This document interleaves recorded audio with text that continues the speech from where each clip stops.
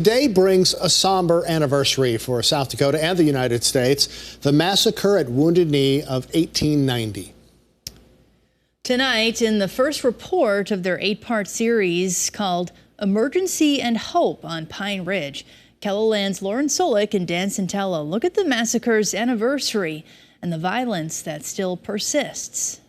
In the southern portion of the Pine Ridge Reservation along Bigfoot Trail, just 7 miles north of Highway 18, you'll find a memorial to what happened at Wounded Knee.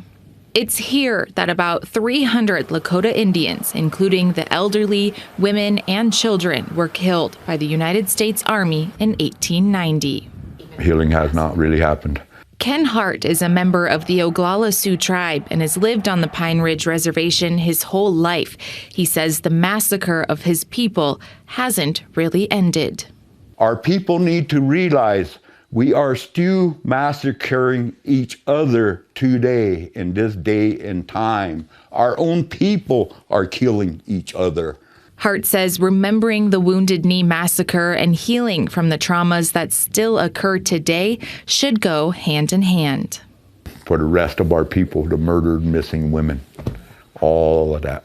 Cheryl White Rabbit, another tribal member and longtime resident of Pine Ridge, agrees. We need healing.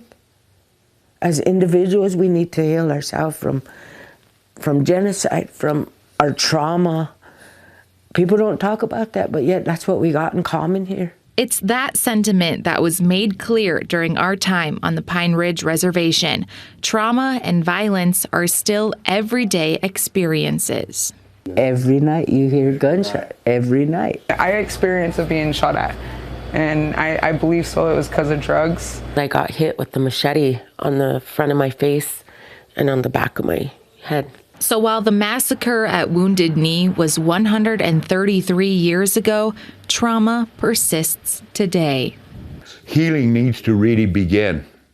Healing, and the people need to come together in prayer. On the Pine Ridge Reservation, Lauren Solik, KELOLAND News. This was the first of an 8-part series KELOLAND's Lauren Solik and Dan Centella are working on. Their next story about a state of emergency declared on the Pine Ridge Reservation because of violence will air on Monday, January 8th.